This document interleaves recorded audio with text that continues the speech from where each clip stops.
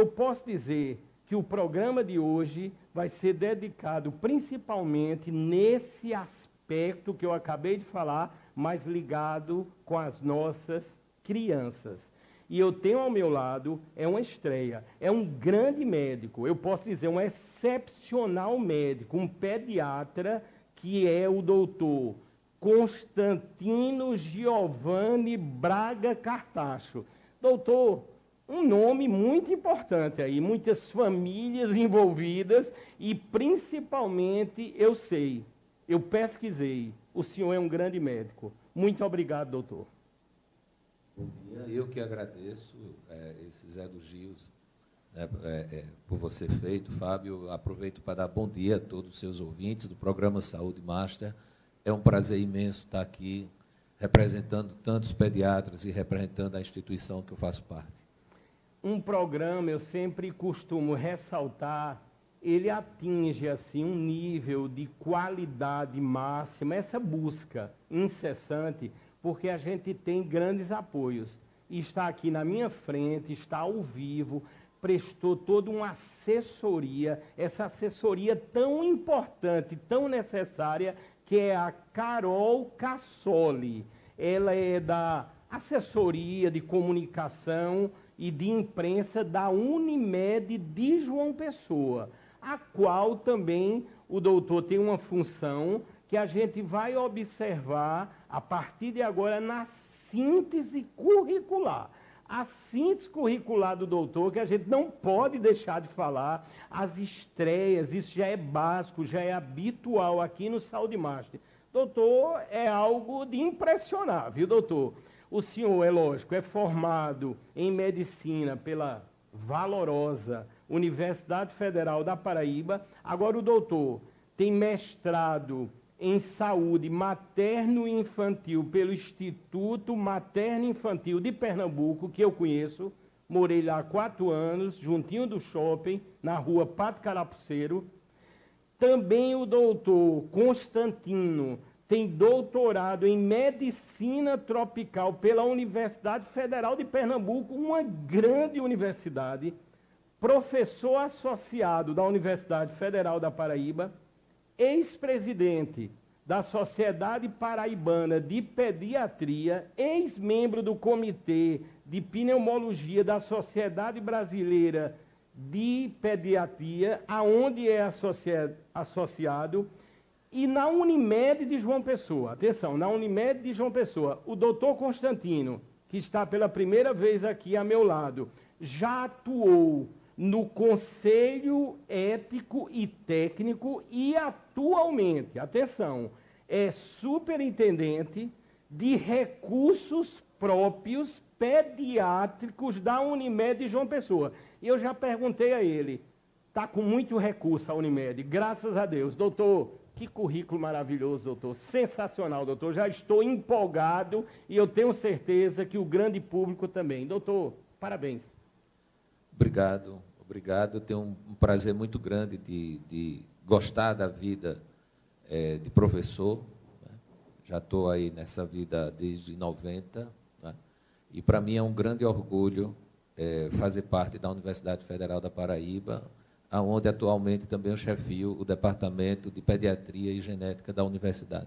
Da Universidade, doutor? Da Universidade Federal da Paraíba. Então, esse é um grande orgulho que eu tenho, de trabalhar na área de ensino há tanto tempo. Né?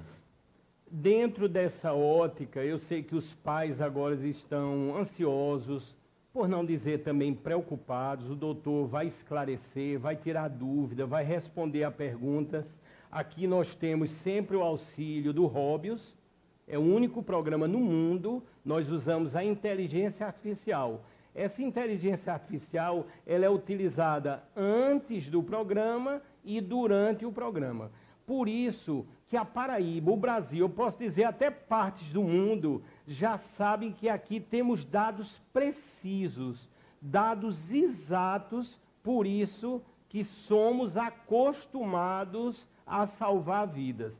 Doutor, eu queria começar no seguinte aspecto que está dentro do que eu falei aqui, dessas informações. O robozinho aqui, que se chama Binho, ele fez uma pesquisa e veja o senhor, cerca de 93% das cidades, doutor, de todo o país, de todo o Brasil, ocorreu um aumento nas síndromes virais. E aí, doutor?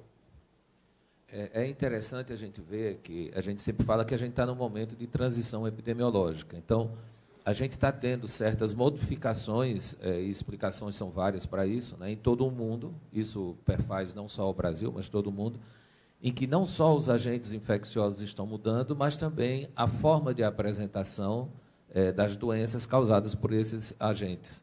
E existe uma conjunção de fatores que tem favorecido a isso. Algumas mudanças climáticas, algumas mudanças com êxodos, né, de determinadas áreas, o fluxo de pessoa por todo o mundo hoje é muito mais fácil. O fluxo migratório entre cidades, entre países, entre estados também tem favorecido a que esses agentes infecciosos, que antes se limitavam a determinado local, eles comecem a aparecer em locais onde normalmente não teríamos, né?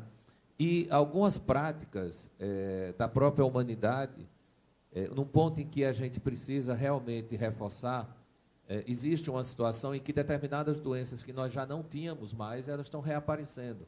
O sarampo é um exemplo dessa doença, né?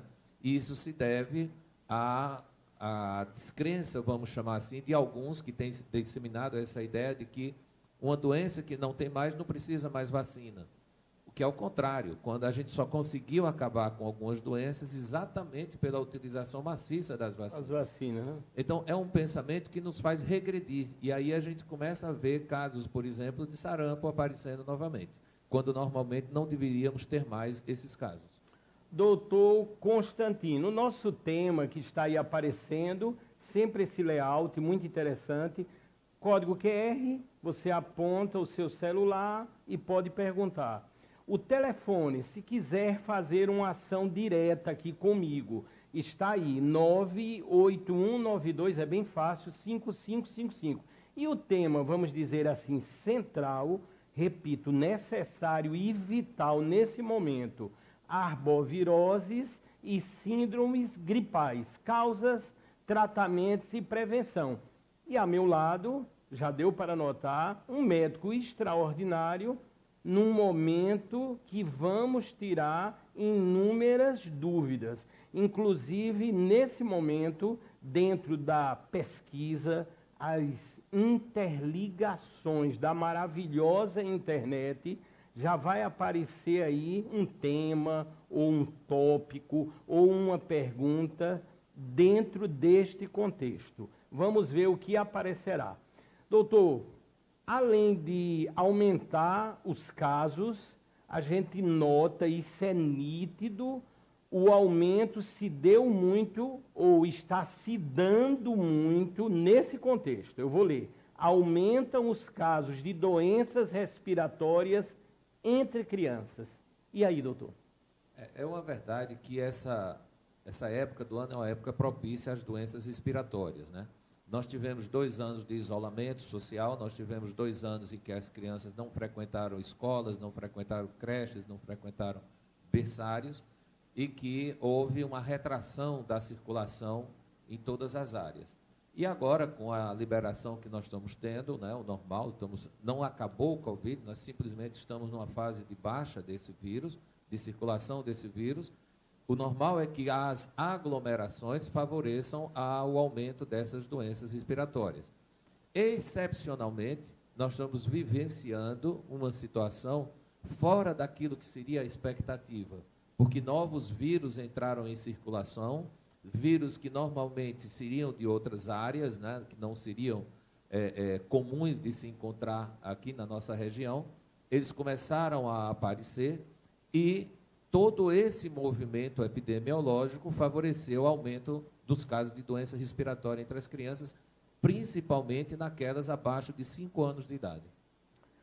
Doutor Constantino Giovanni Braga Cartacho. Doutor, uma coisa interessante, às vezes eu remeto aqui, dentro de um pensamento inteligente, ético, ao passado, e me vem uma curiosidade e eu vou perguntar ao doutor, porque eu vivenciei isso, doutor. Eu queria, se possível, aí, agradecendo a todos na câmera aberta aqui, que eu vou falar uma situação interessante. Doutor, quando eu, vamos dizer assim, adolescente, 10 anos, estou me lembrando bem, lá atrás do Estadual da Prata, em Campina Grande, ali tinha a casa, a nossa casa, e praticamente ali era só mato. Tinham poucas casas, né? Depois veio a Corpus, Clínica Santa Clara e por aí vai. Doutor, uma das coisas que mais gostávamos era de sair na chuva. Isso é uma coisa sensacional, emocionante. Ou seja, Campinas sempre choveu muito, agora a chuva está grandiosa em praticamente todo o Nordeste.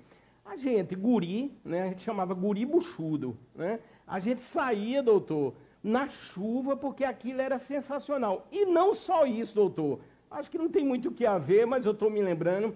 A gente cantava uma musicazinha. Eu não sei nem mais se tem. Cai, cai, tanajura, que é tempo de gordura. A gente ia atrás da tanajura, aí pegava a chamada bundinha da tanajura, assava na manteiga. Doutor, aquilo ali é delicioso. Doutor, duas perguntas. Se o senhor passou por essa fase da tanajura e se sair na chuva é muito perigoso nesse momento em relação às síndromes gripais. E aí, doutor? É interessante, eu fui criado em Cajazeiras, né? Vivi em Cajazeiras até os 14 anos de idade, e a gente tinha essa prática também de passar muito tempo na rua, passar muito tempo ao ar livre, né? A gente tinha turmas e mais turmas que jogavam futebol juntos, né? Andava de bicicleta, corria, tomava banho de chuva, banho de açude, banho na sangria do açude. Eu sempre brinco dizendo que tudo que tem no mundo tem em Cajazeiras. A gente descia de câmara de ar, na sangria do açude. Verdade, doutor, Aquelas verdade. câmaras de ar, hoje em dia o pessoal chama rafting. Né? Nome chique para o que mesmo. a gente já fazia há tanto tempo. Né? O pessoal vai hoje para as fazendas fazer turismo rural e a gente vivenciava isso o tempo todo. Tudo isso para dizer que criança tem que ter vida de criança. E vida de criança não é trancado dentro de casa, não é num apartamento, não é vivenciando amizades pela internet. Né? A vida de criança é uma vida de relação. É uma vida de ambiente aberto, é uma vida natural, é uma vida em contato com tudo aquilo que a natureza nos oferece. O banho de chuva é uma dádiva. Né? O banho de chuva não é ruim para ninguém. É que nem um banho de mar. O pessoal fala assim, meu filho foi tomar banho de mar e adoeceu, só se o mar estiver contaminado de alguma coisa. Né? Então, uma chuva contaminada nós não vamos ter. Essa relação de chuva e gripe, por exemplo, está muito mais relacionada à época chuvosa do ano, e não especificamente ao banho de chuva. O banho de chuva é uma dádiva, é uma alegria, né? Tudo parece que fica melhor quando a gente está tomando banho de chuva, correndo atrás de goteira. É verdade, doutor. O senhor lembrou das goteiras. Agora, doutor, o senhor não falou ainda da tanajura. Será que ainda tem tanajura, doutor? Eu não vi mais nunca. Tem, não tem, doutor? Tem tanajura. Eu não vivenciei a forma de comer, né? A tanajura, como você falou. Doutor, é melhor do que tri passada. É melhor do que tri passada. Pode ter certeza, viu, doutor? Cajazeiras tinha muita tanajura também, né? Só não era um hábito nosso, mas que tinha sim. Sensacional. Quer dizer, doutor, praticamente, lógico, tomando os cuidados adequados, o ato de você sair na chuva não é um indicativo de que vai gripar, né? Você precisa aliar outros fatores. É lógico que existe a prudência, né? A vida mudou, estamos num momento delicado. A gente vê aí, eu acho que a informação aqui em João Pessoa, nas UPAs, houve um aumento em torno de 26% nos casos gripais, né, em relação a anos anteriores. Portanto, a prudência que leva à prevenção sempre é necessária, não é, doutor?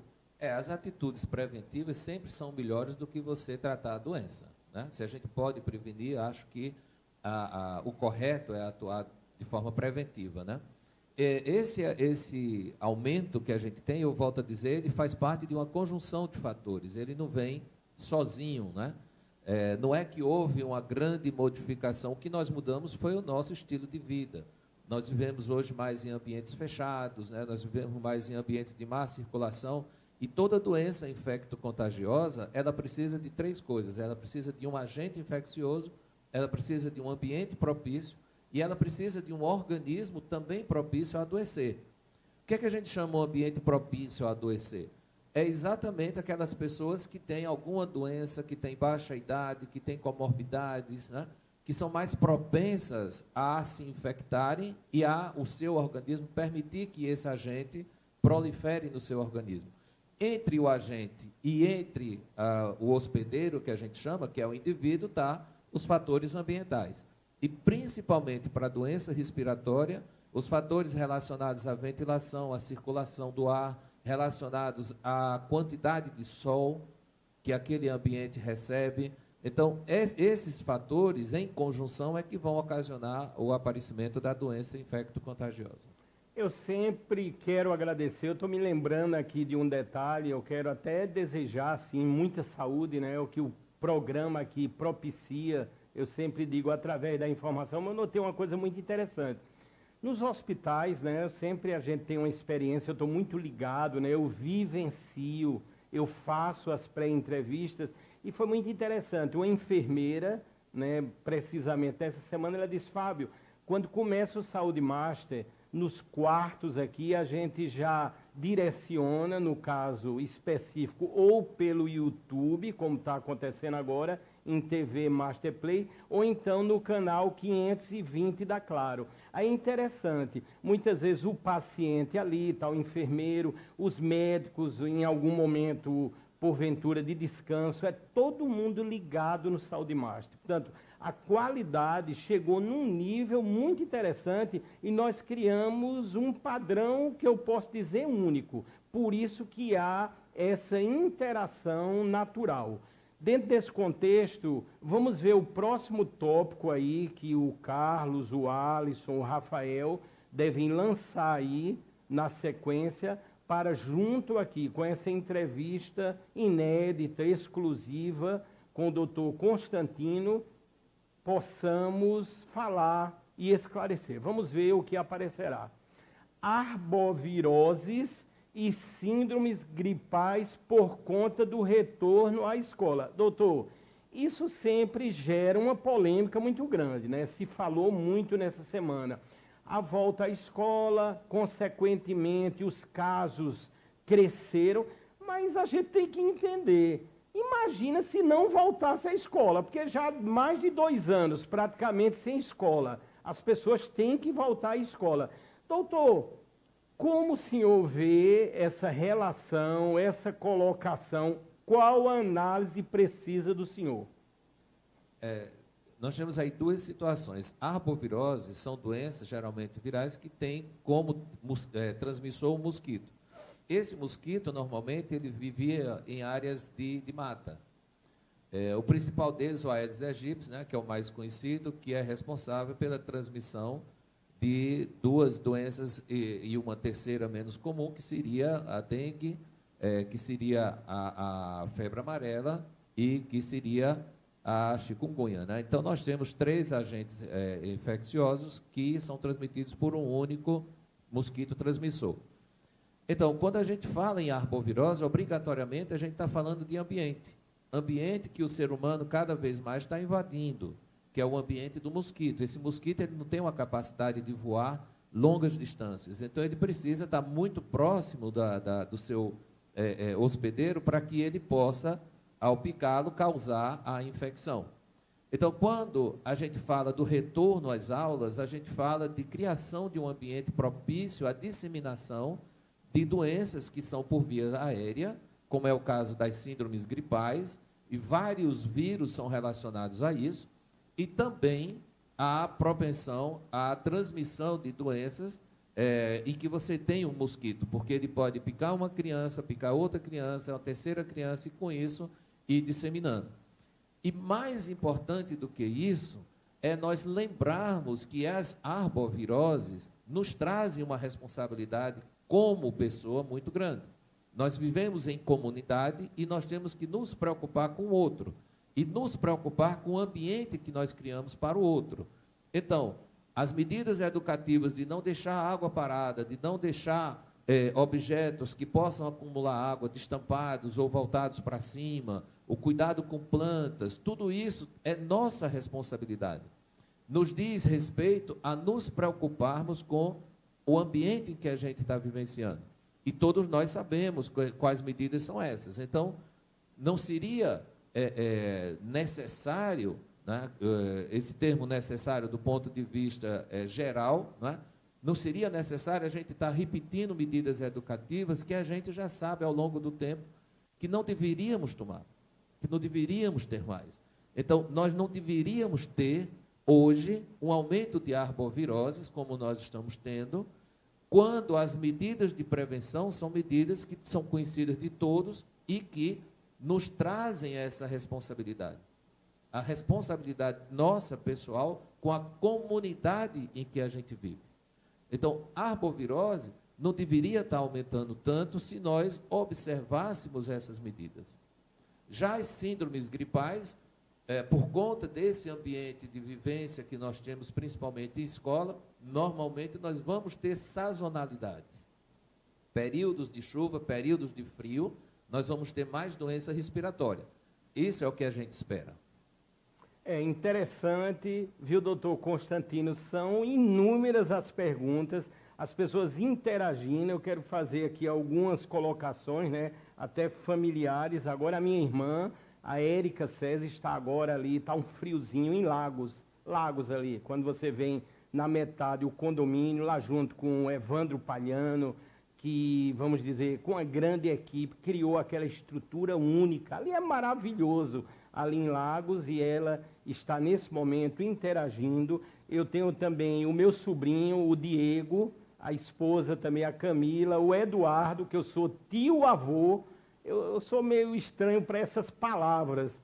Eu aprendi mais física do que essas coisas, assim, mas eu fiquei sabendo que eu sou tio-avô. Portanto, a gente vai ter um momento muito interessante no segundo bloco, daqui a pouco eu vou falar, nessa condição, nesse contexto ligado com criança, com a proteção e com as síndromes gripais. Portanto, uma audiência extraordinária. As pessoas que interagem, eu sempre digo, mesmo após o programa, a interação nunca acaba no Saúde Master. Eu respondo, né, todos os WhatsApps, todos os e-mails que chegam, a gente começa a compartilhar o programa e a salvar vidas. E nesse contexto, nós temos patrocinadores aqui maravilhosos. Eu vou falar de 2 deles agora.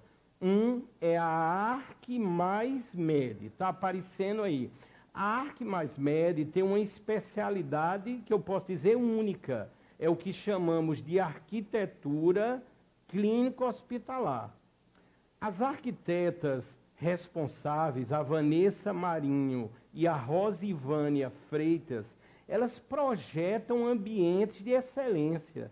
Vocês estão verificando aí nas imagens que sempre mostramos aqui no Saúde Master, dá para perceber, todos os protocolos são cumpridos na ArcMaisMed, gerando esses ambientes. Portanto, se você agora está pensando em construir a sua clínica do zero, da base, pode contar com a ArcMaisMed.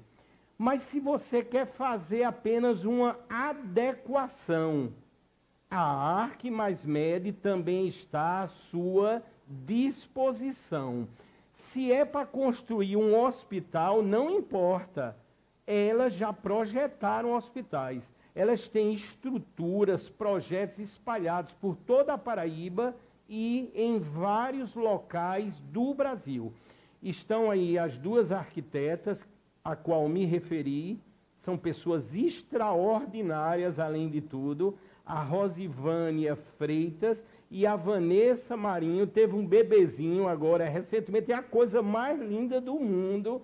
Estou aguardando o momento, né, que ele fique maiorzinho, aí elas vão vir aqui para uma entrevista para falarmos sobre a arquitetura clínica hospitalar, e ela já prometeu que vai trazer a criancinha. É porque tem que esperar completar 1 ano, eu tenho medo de pegar também, quando é muito pequenininho, eu tenho medo assim, mas enfim, ela prometeu.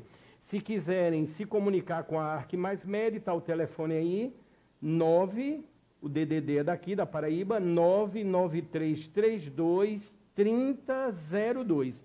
E nessa sequência, a gente tem outro patrocinador que é extraordinário. Ele lida com a oftalmologia, só que ele é uma das maiores referências do mundo, nas ações ligadas com a retina. Eu me refiro à Clínica Vision, ou seja, Vision Medical Plaza.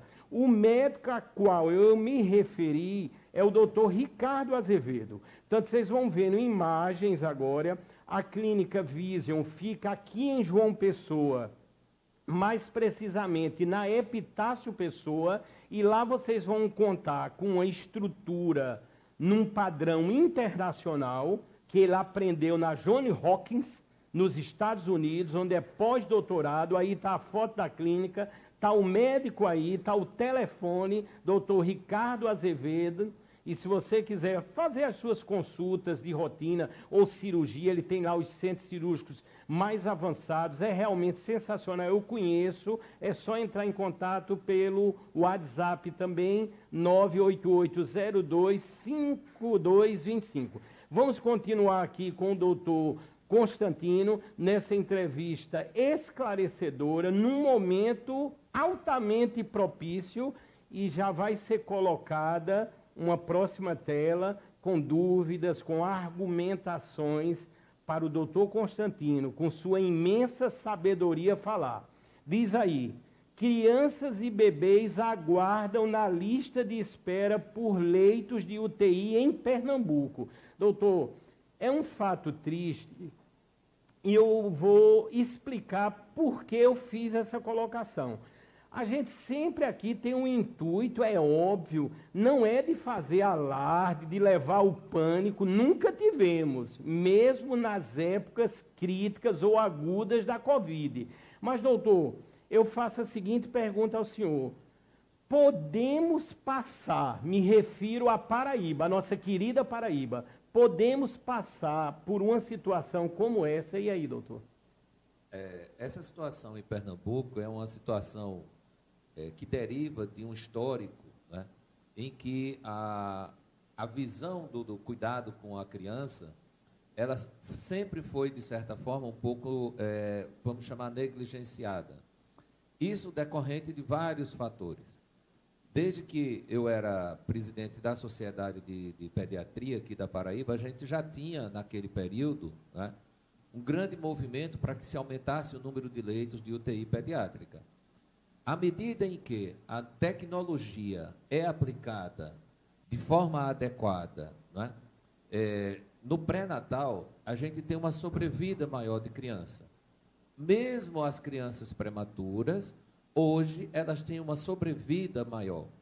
E isso demanda, nessas crianças, mais tempo de UTI.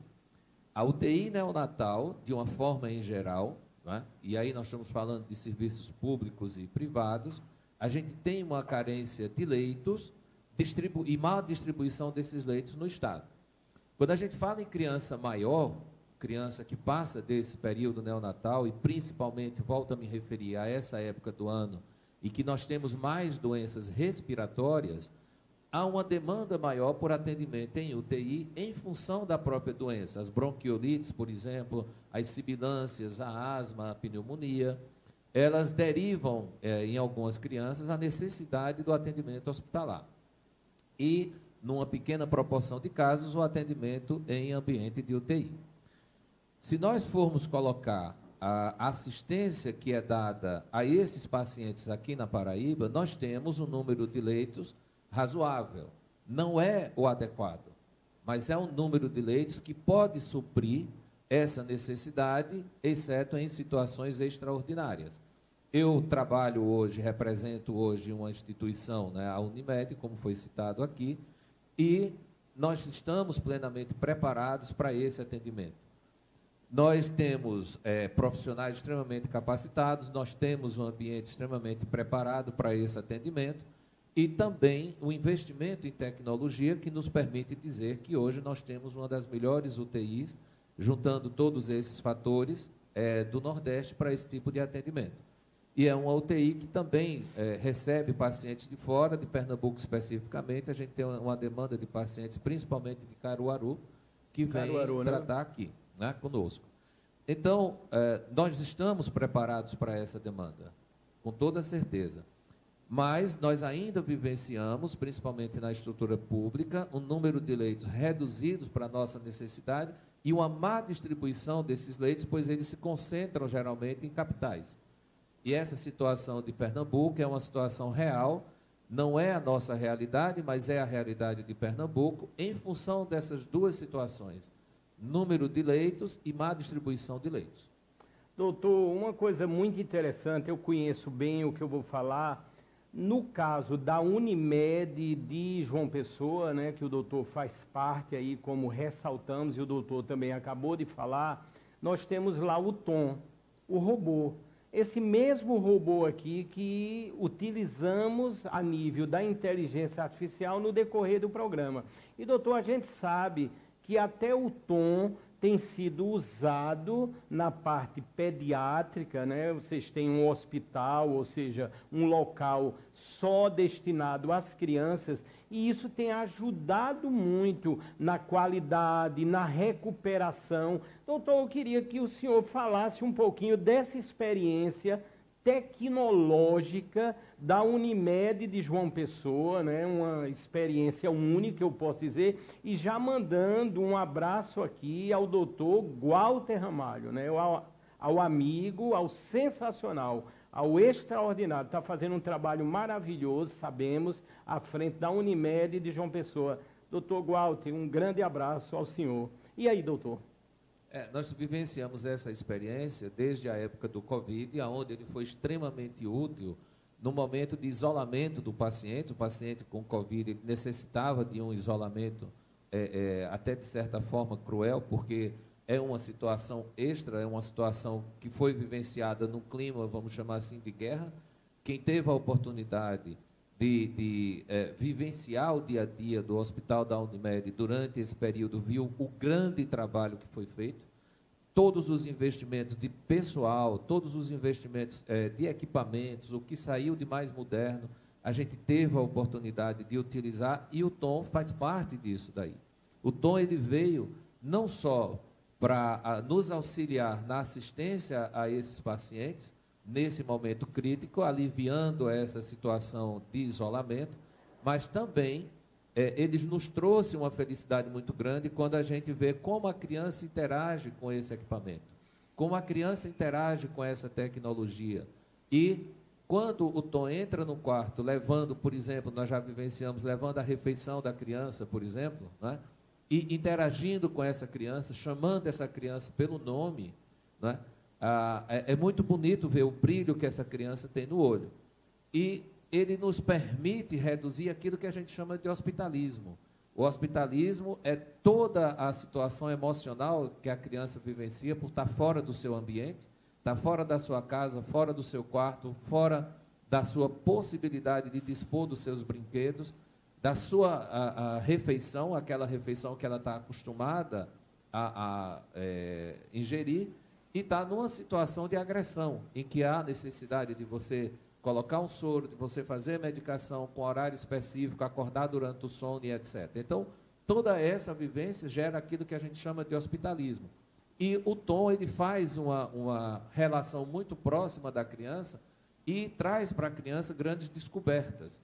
Então, é muito interessante, tem sido muito útil para a gente, além de outras terapias que a gente tem utilizado, como os cães, auxiliares no tratamento, e que também as crianças têm a oportunidade de vivenciar no nosso hospital. Então, a gente dispõe de várias ações, e eu destaco, como já foi citada, a ação do Tom, dentro do serviço da Unimed, para que a gente possa reduzir esse período tão difícil para os pacientes.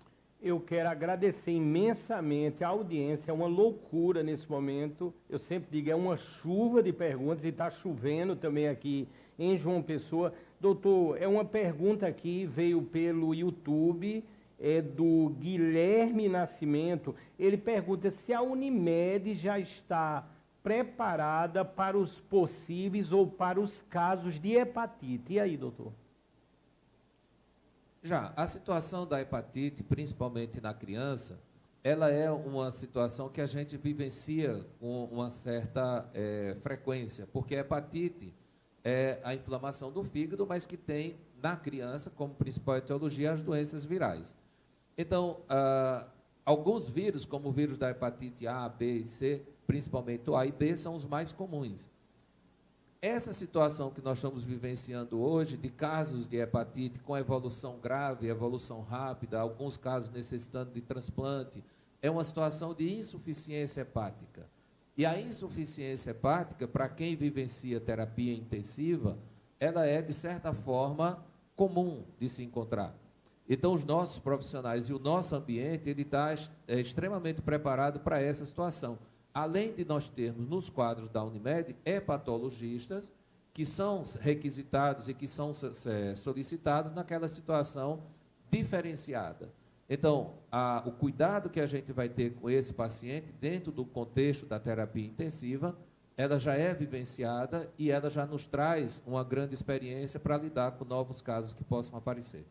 Doutor Constantino, o próximo tópico aí, eu gostei muito, viu, Alisson? Já agradecendo ao pessoal que está trabalhando agora nesse momento, o Alisson, o Rafael, repetindo, parabéns, viu, Rafael? Hoje é seu aniversário, né? Fiquei sabendo agora de manhã, depois a gente vai comprar um bolo, vai fazer uma festa aqui. E, Alisson, eu gostei muito da divisão que você fez aí, um padrão que eu nunca vi em nenhuma TV do mundo. Eu queria, se possível, que fizesse com o próximo tópico. Sensacional, sensacional. Gostei muito, viu, Alisson? Parabéns, parabéns à querida TV Master, né?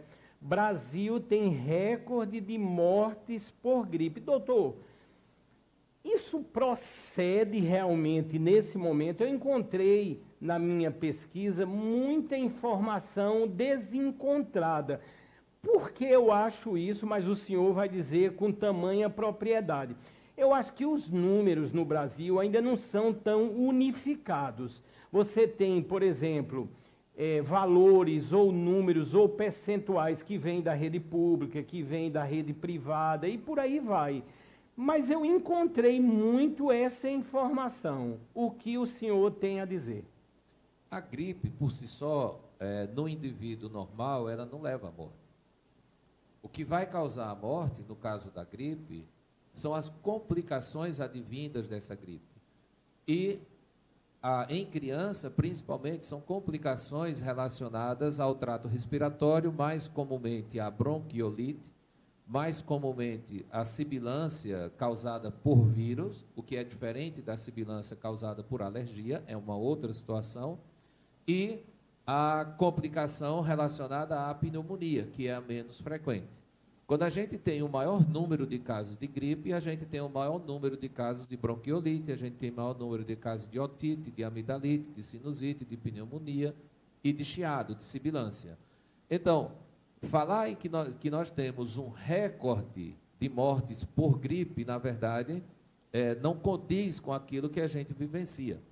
Existe um aumento no número de casos, existe um aumento no número das complicações, mas a mortalidade por gripe em criança, ela ainda é dentro daquele padrão esperado. É a mesma situação que a gente encontra no idoso. O idoso, ele tem uma maior chance de complicações da gripe, e daí advir o óbito, e por isso a necessidade de vacina para o idoso, de vacina da gripe para as crianças menores, até principalmente 5 anos de idade, que são mais suscetíveis a essas complicações. E sendo mais suscetíveis, obviamente, que também a mortalidade pode aumentar nessas faixas etárias. Doutor Constantino, se comprova, o senhor é um grande médico, muito inteligente. Nas minhas pesquisas, quando eu coloquei esse tema, eu vi, não é muito por esse ângulo. Temos que falar com os especialistas. Eu sei que agora foi um alento, né, para os pais, né? Eu nunca vi nascer tanto bebê. Eu acho que é o pós-Covid, né, esse momento mais adequado. E eu estou vendo, vou olhar as estatísticas até para trazer em próximos programas. Doutor, eu estou vendo tantas mulheres grávidas, doutor. Parece que a pandemia deu aquele medo, já sabíamos disso, as pessoas evitaram, né, engravidar, ou seja, houve aquele pânico, né, no contexto, e parece que agora, doutor, vai vir muito bebê para o senhor cuidar aí, viu, doutor? E aí, doutor? O pessoal brinca dizendo que pediatria é uma das poucas profissões em que todo dia está entrando paciente novo. Verdade. Então, é uma fábrica que não para de produzir, né, novos clientes para os pediatras, né? Essa situação que foi vivenciada na pandemia, realmente a gente teve uma redução da natalidade nesse período da pandemia, até porque, por ser uma doença nova, não se sabia quais repercussões ela poderia trazer da gravidez e também qual repercussão ela poderia trazer para a criança. Hoje em dia, se sabe bem algumas dessas complicações que são advindas do Covid e, com o passar do tempo e com as informações, também os casais se sentiram mais seguros para liberar a possibilidade da gravidez. E a gente tem realmente encontrado um número maior de grávidas, não só nos hospitais, né, tendo seus filhos nos hospitais, mas também circulando pela cidade. Isso é uma realidade. É uma realidade, né, doutor? Nós vamos falar agora, falamos do robô, né, do Róbios, que tem o nome de Tom na Unimed, mas aqui a gente tem um patrocinador que eu posso dizer, uma das maiores referências no Brasil na cirurgia robótica ligada com o aparelho digestivo. E ele é do Recife. É um paraibano de Campina Grande, mas que atua, né, no Recife, mais precisamente a clínica dele fica dentro do Hospital Português do Recife, um hospital grandioso, sabemos disso. Ele opera, além das cirurgias convencionais, ele opera com o robô cirúrgico mais avançado do mundo, que é o Da Vinci Xi. Eu sei até o valor dele, é 13 milhões de reais. Estou vendo se eu compro um para trazer aqui para a Paraíba. E a Mega Sena hoje está acumulada em 100 milhões, né? Quem sabe? Vamos ver aí sobre o doutor, ou a clínica do doutor Maxwell Stanford. As imagens que aparecerão, aí está o doutor, e nas ações, vamos dizer, tecnológicas do doutor, ligado também com o WhatsApp, que ele atende plenamente, e as redes sociais, como, por exemplo, o Instagram, você vai encontrar ou vai tirar todas essas dúvidas. Tanto no ato clínico, como no ato cirúrgico convencional, ou através da robótica, o doutor Maxwell Stanford é realmente uma referência nacional. E escolheu o programa Saúde Master da TV Master para anunciar. Vocês estão vendo aí alguns sintomas, algumas patologias inerentes ao sistema digestivo como um todo, e o doutor Maxwell, repito, é um grande especialista nesse setor. Essa arte aí, se o Alisson puder colocar, que eu criei, aí está justamente o robô que o doutor Maxwell comprou. Ele tem o nome lá de Max, né? Está dando a ideia aí do São João, que está para começar, o maior São João do mundo. Está aí o doutor Maxwell, a minha caricatura, e brevemente vocês vão ter uma ação aqui que será pela primeira vez no mundo, ao mesmo tempo, o apresentador, o médico, doutor Maxwell, e o robô, que é o Max. Isso será no mês de junho, pode ser até em julho, porque o São João desse ano, se eu não me engano, vai de 10 de junho a 10 de julho. Vai ser muito São João em Campina Grande. Estarei lá, se Deus quiser. E na sequência, as quedas têm tomado uma proporção assim astronômica. Já trouxemos para cá índices dos hospitais de trauma. Cresceu imensamente. Às vezes ganha para os acidentes de motocicleta. Mas para isso nós temos outro patrocinador aqui de excelência, que é a SOS Orto Memorial. Vão aparecer imagens ligadas com as ações, né, na área da traumatologia, na área ortopédica, e o SOS Orto Memorial fica dentro do Hospital Memorial aqui, o Hospital Memorial São Francisco. Vocês estão vendo aí ações clínicas, visualmente, e ações também cirúrgicas. Portanto, se você precisar de cuidados nessa área, você pode contar com a clínica, que tem uma equipe grandiosa, e à frente dessa equipe já esteve aqui no programa o extraordinário doutor Douglas Teixeira. Se você quiser ver os serviços, o corpo clínico, é bem fácil, o endereço é muito fácil. Pode colocar no seu navegador agora, sosorto.com.br. Aí você vai ver todos os médicos e vai poder contar com os serviços da SOS Orto Memorial. Doutor Constantino, vamos continuar na nossa interação. Já quero avisar, são muitas as perguntas aqui que eu repasso na sequência para assessoria de imprensa, para o próprio doutor, e aí, no devido tempo, é óbvio que as dúvidas vão sendo tiradas. Portanto, o programa começou agora, estamos ao vivo, mas ele se prolonga pela eternidade daqui a pouco na íntegra, em TV Masterplay, no YouTube. Doutor, tem uma pergunta aqui, está insistindo muito e já houveram outras colocações, diz assim: eu tive chikungunya há 2 anos e até hoje tenho dores. Doutor, é muito sério, né, essas situações. Aí eu fico imaginando o meu pensamento que o senhor vai responder, é lógico. E no caso, uma situação dessa com uma criança? E aí, doutor? Toda vez que o nosso organismo é agredido por um agente infeccioso, ele responde através do seu sistema imunológico. Esse sistema imunológico, ele tem 2 vertentes. Uma vertente genética, em que nós temos uma memória ancestral, que a gente chama de imunidade inata, ou seja, a criança ela já nasce preparada para responder de forma inespecífica a qualquer agressão infecciosa que ela tenha.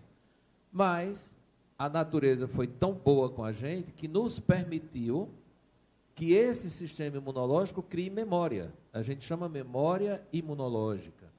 Então, dando um exemplo simples, quando você faz uma vacina para, por exemplo, o sarampo, o seu organismo, mesmo não tendo tido o sarampo, ele aprende a se defender através daquilo que é inoculado na vacina. E você vai ter, durante muito tempo, e muitas vezes para o resto da vida, essa memória imunológica.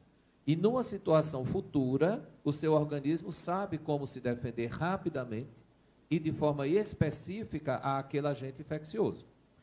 Só que, às vezes, também por um distúrbio genético, e aí passa a ser uma doença, o seu organismo, ele reconhece determinadas frações da proteína do agente infeccioso como se fosse do seu organismo.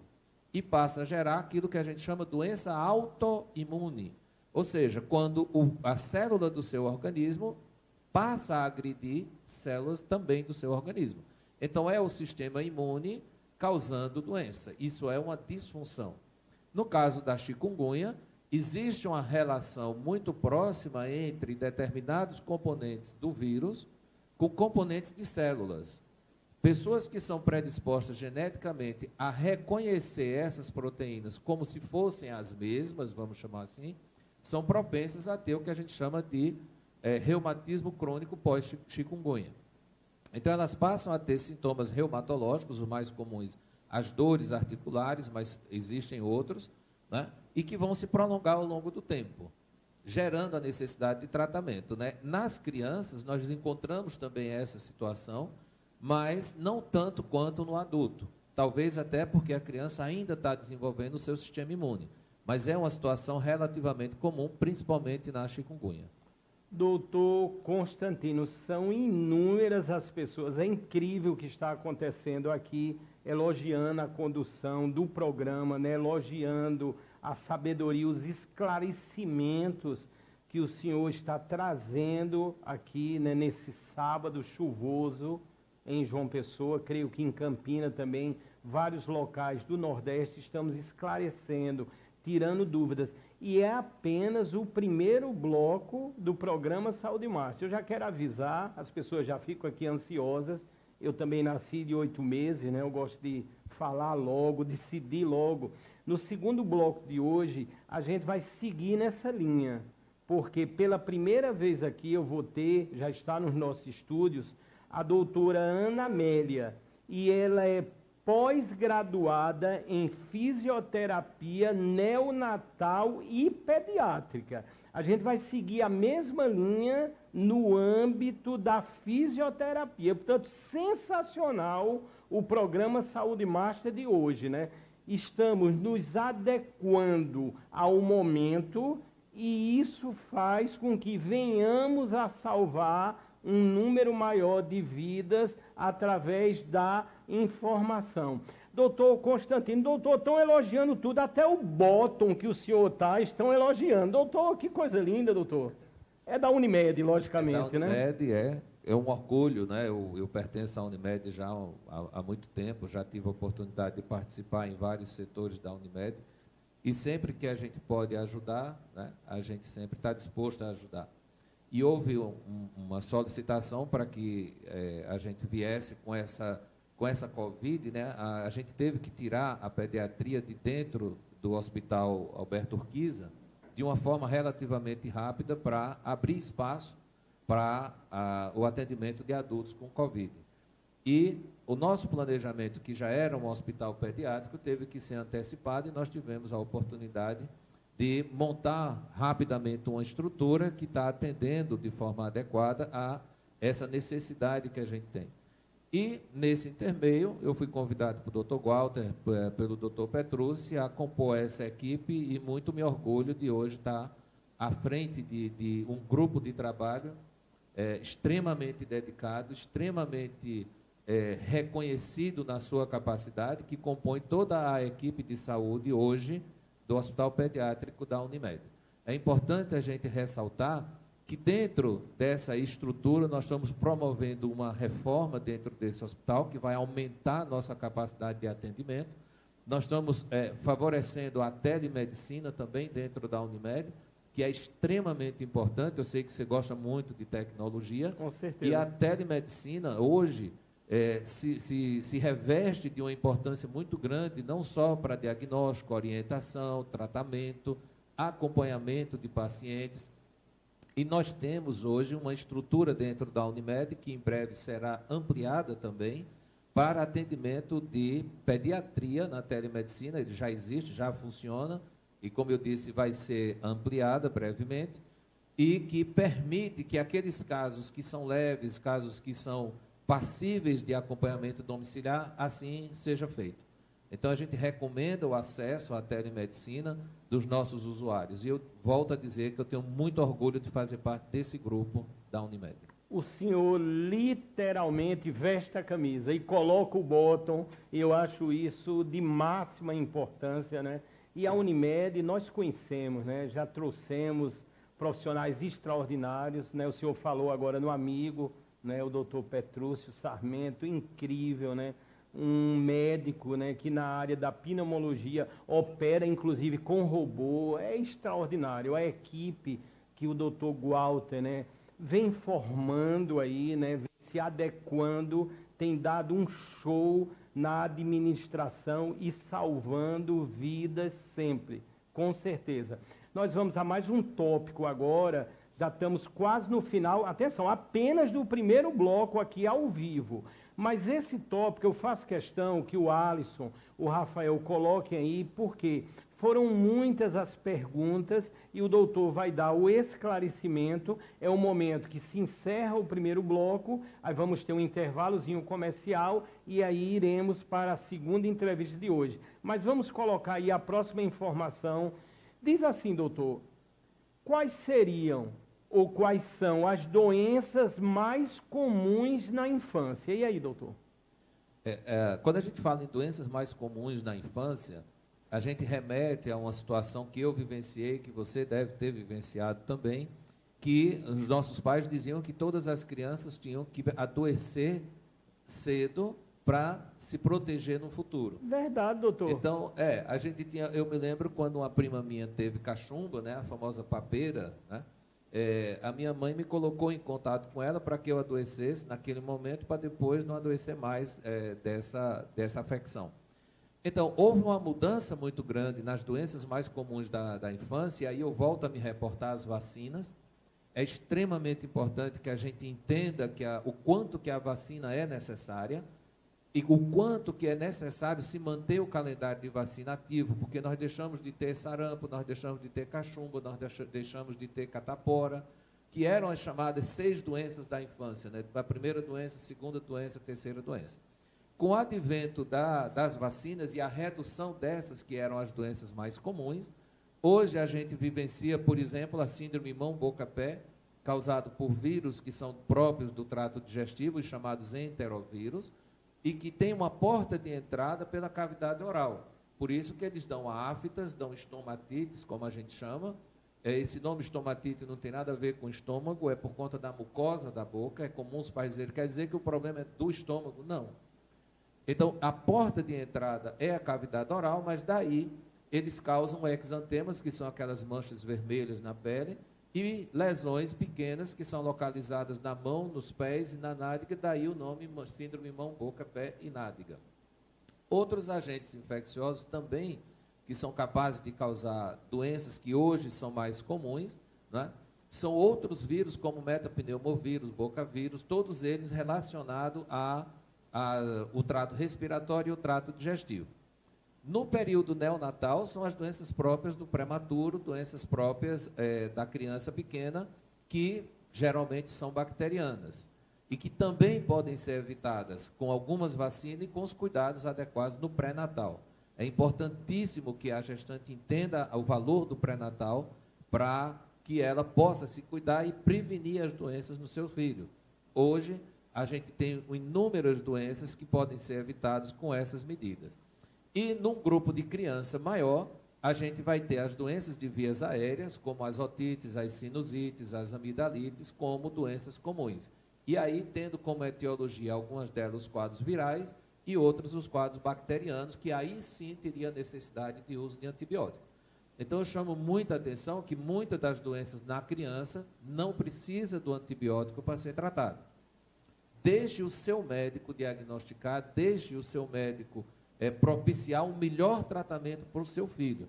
O cuidado que o pediatra tem que ter é com a criança. Muitas vezes o médico é assediado, no bom sentido, pelos pais que querem um antibiótico para doenças que não precisam do antibiótico. Então fica, mas não vai dar antibiótico para o meu filho, não vai passar antibiótico. Antibiótico é excelente quando é realmente indicado. E a melhor pessoa para diferenciar quando precisa ou não é o médico da sua confiança. Doutor Constantino Giovanni Braga Cartacho. Doutor, eu adorei conversar com o senhor. Se constatou tudo o que eu ouvia falar. O senhor é um médico extraordinário.